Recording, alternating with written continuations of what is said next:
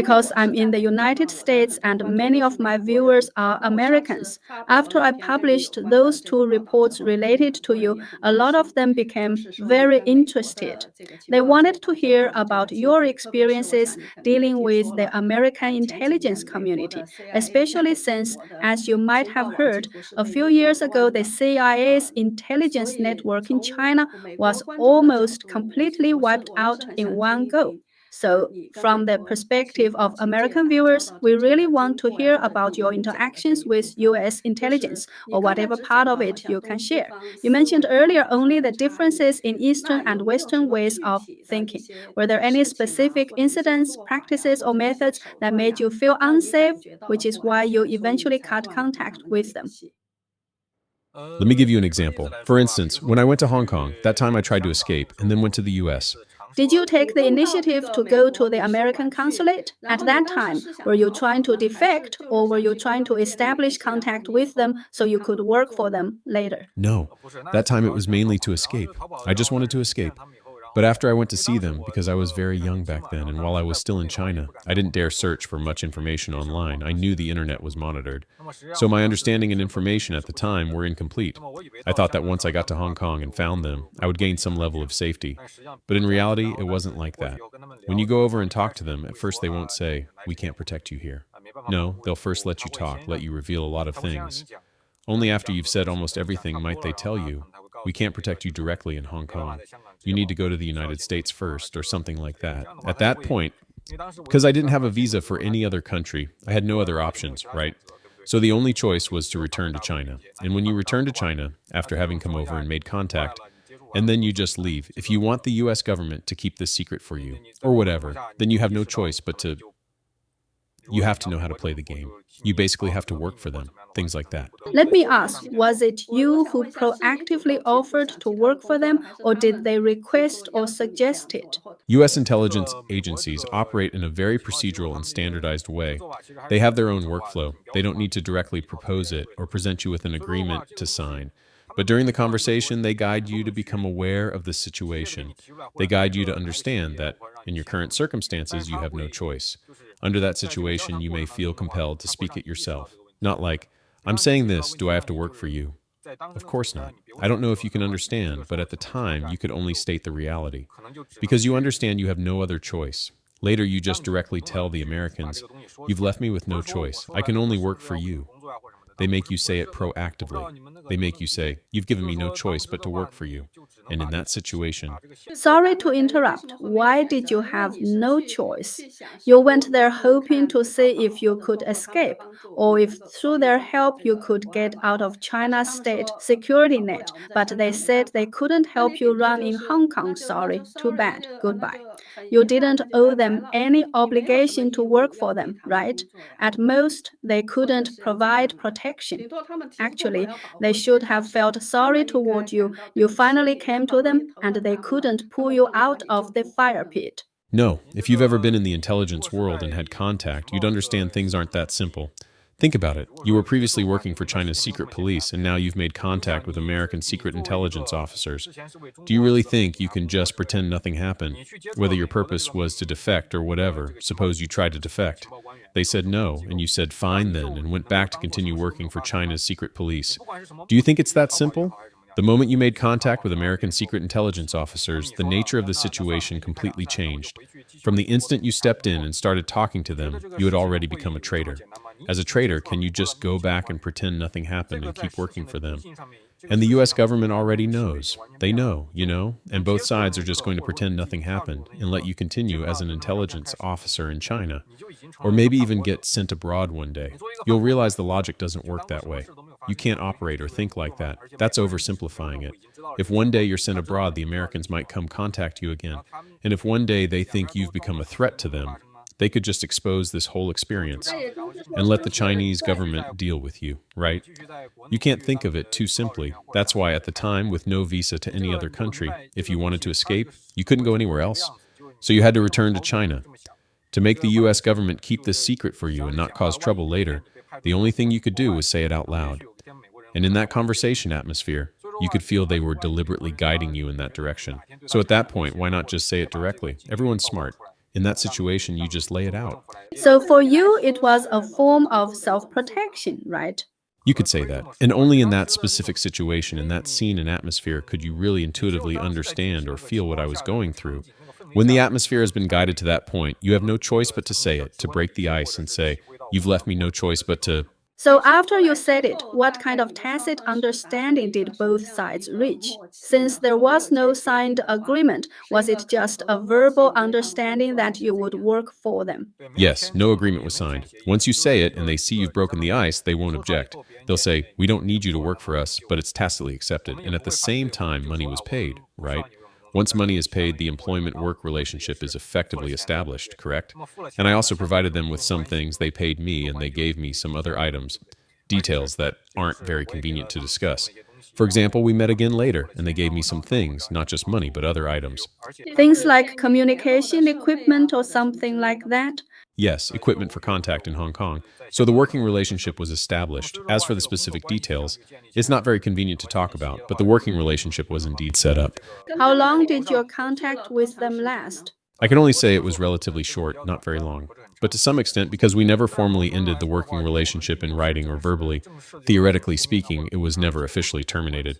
Of course, that's just in theory. Let's go back. Why did you start feeling it wasn't safe or reliable and decided to cut off the relationship? What specific things or details triggered that feeling? For example, after I went there, they told me when I returned not to tell my superiors or the Chinese police side that I had been to the U.S. consulate. I found that hard to understand because I knew China also had its own intelligence stations in Hong Kong.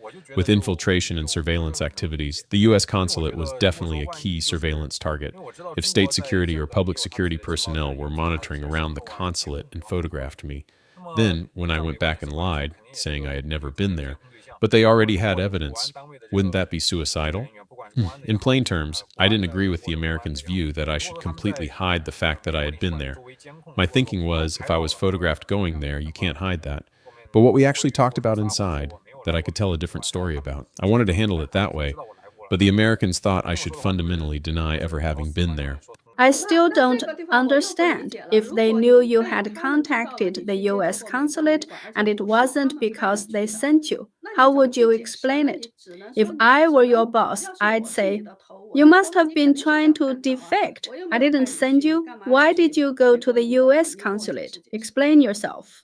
There is room for explanation. At that time, it was my second handler, an officer who had only recently taken over me. My first handler had been promoted, so the second one had other things to deal with and was somewhat lax in supervision. For a long time, I had no assignments. So I could say, and I actually did operate this way. There were several layers. First, how I handled it. I would say I felt my abilities weren't being recognized in my work, so I wanted to prove myself. Because they already saw me as someone a bit reckless or bold in certain ways, I could say I wanted to test my own capability. So I went to Hong Kong to contact U.S. consulate officials, but I would tell them I wasn't trying to defect. I would never say that. Instead, I would say I went to trick the Americans, claiming I had an official in China who could provide intelligence. I went to the U.S. consulate, pretending I had a source, trying to set up an intelligence channel to feed them fake information. That way I could prove my capability in secret work. That's how I explained it to the secret police when I returned. On another level, by then I had already cooperated with the secret police for some time. The relationship wasn't superficial anymore. In the Chinese official system, even if he suspected deep down that you were defecting or that your explanation wasn't true, what would he do? Like my superior, he would first discuss it with my first handler, rather than immediately launch an investigation, escalate it up the chain, or make it public. That's self-preservation in the bureaucracy, right? If you tell your superior this, and suppose I'm your superior, what's my first reaction? Would I launch a big investigation? If you get in trouble as your supervisor, I get implicated, my career could be over. So even if he had doubts, he might proactively help cover it up or smooth it over for you. Did your superior actually find out you went to the US consulate at the time? Yes, I told him exactly like that. I said I did it to prove my capability. Did you proactively report it to him, or did they discover it and then you explained? I proactively reported it. Also, during the time I was in Hong Kong, my phone was off. He tried calling me and couldn't reach me. So when I came back, I had to proactively explain, right? I handled it that way, and naturally he went to discuss it with my first handler. I don't know exactly how they discussed it, but the matter was eventually smoothed over. But that doesn't mean he completely trusted you afterward. Later, he would do some probing because he didn't want you to become a real ticking time bomb. Maybe you'd been turned by the Americans or something. He didn't want a potential bomb in their midst. So there were tests, like once he deliberately leaked some information that I didn't need to know to see if I would pass it on. I naturally pretended I didn't hear anything, just listened and did nothing. By passing those subsequent tests and probes, their guard gradually lowered. As for how they ultimately covered it up, whether they pretended they sent me to the consulate or fully accepted my story that I went on my own to prove myself, I don't know. But the matter was settled that way. Otherwise, they wouldn't have sent me abroad later. So whether in ordinary daily life and work or in this secret world with all its conspiracies and covert activities, many things aren't as people imagine. Logically, this should have blown up. You should have been investigated. If you think carefully, a lot of it actually follows realistic logic.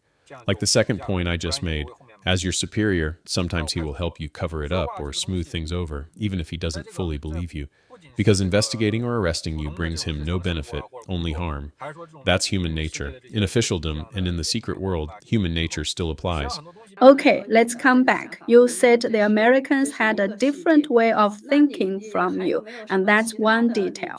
Were there any other things they did that you felt were particularly inappropriate and could endanger their assets in China? Actually, as I mentioned in my earlier posts, the ways of thinking and working methods are different on both sides.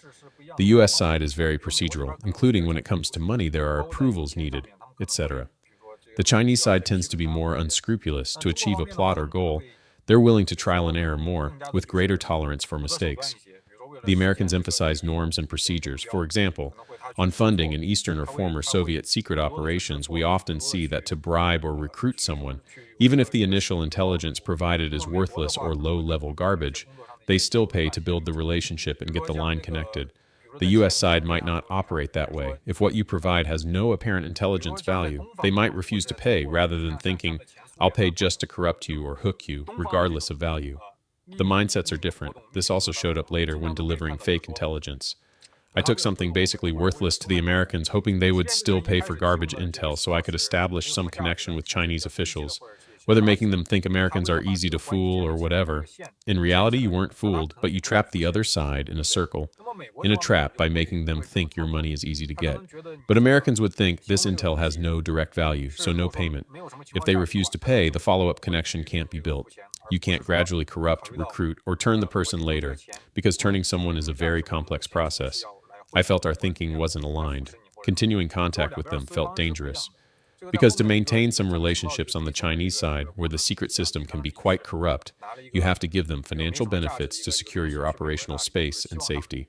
If you don't give money, your safety margin shrinks, the operational space becomes smaller, and it gets even more dangerous. Considering all that, I cut off contact with the US side. Regarding the last time the entire CIA system in China was taken down, was there any inside information you knew beyond what the media reported? Basically, that their communication tools had problems and everything got wiped out in one sweep. Did you know about the situation internally at the time? I think because China is an authoritarian state, its domestic surveillance and ability to lock onto individual identities are very strong. If you're not extremely careful, you can get exposed easily. When working for a foreign government, and with cultural and thinking differences between the two sides, sometimes their instructions might make you more likely to be exposed. That's why in my earlier articles I reminded people, if you're going to work for a foreign government, you have to think it through carefully. The risks may be greater than you imagine. As for whether the person I contacted in Hong Kong was from the CIA system, I can't say for sure. He never said he was CIA. I can only confirm he was some kind of security or intelligence officer. Whether CIA or not, I'm not particularly certain. His name might even have been fake. After you cut contact, did they ever proactively try to reach you again? No, it would be extremely unwise for them to proactively contact me, like coming into mainland China to find me. That would be very dangerous. Do you know what methods the CCP most commonly uses for counter-espionage, especially against something like the US spy network? How do they generally carry out counter-espionage? I actually don't know that much about counter-espionage work. As I said earlier, our main targets were dissidents. In cases where there was internal suspicion, like what I experienced personally, if they weren't fully confident in you or had doubts, they might use probing tactics, deliberately leaking certain information to see if you would pass it on, things like that. As for their own internal systems, both the Ministry of Public Security and Ministry of State Security have strict confidentiality procedures. For example, some things are never put online, they're physically isolated. Their internal systems are encrypted. Work is compartmentalized. Things you're not supposed to know, you don't get to know. That further reduces leak risks. And for some documents, accessing or retrieving them leaves a record. Some files even have hidden tracking markers or anti-leak identifiers embedded in them. You don't know they're there, but if you screenshot or photograph and transmit them, they can trace back to find the leaker through those markers. They have a whole set of anti-leak and reverse tracking systems. That's what I know. As for the specifics of how counter-espionage is carried out, that's another field of work altogether.